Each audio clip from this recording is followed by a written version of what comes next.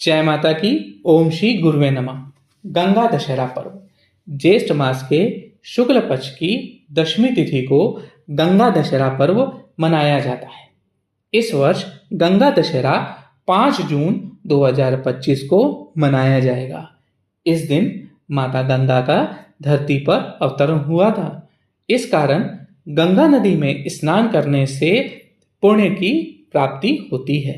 यदि कुंडली में पितृदोष है तो इस दोष के प्रभाव में कमी आती है।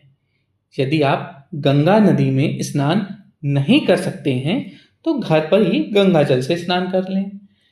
करना क्या है, आपको पहले पात्र में आपको गंगा जल लेना है, फिर स्नान का पानी उसमें मिलाना है। तो वो जो जल है वो गंगा जल के समान माना जाएगा। इस जल से स्नान कर लें। अब गंगा स्नान उपरांत सूर्य देवता को अर्घ्य दें। गंगा पूजन करें।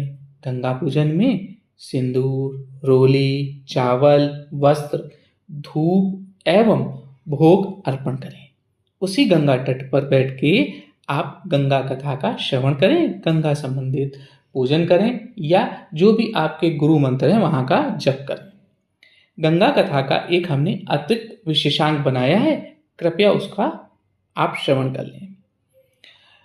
पूजन के उपरांत भगवान शिव का पूजन करना है। क्यों? क्योंकि भगवान शिव ने ही गंगा जी को अपनी जटाओं में स्थान दिया था।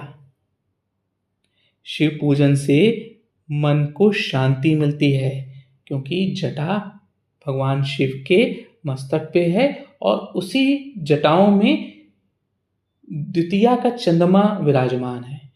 तो चंद्रमा, जल, भगवान शंकर अर्थात तीनों का कोरिलेशन है। आपको भगवान शिव की आराधना से मन में शांति आएगी।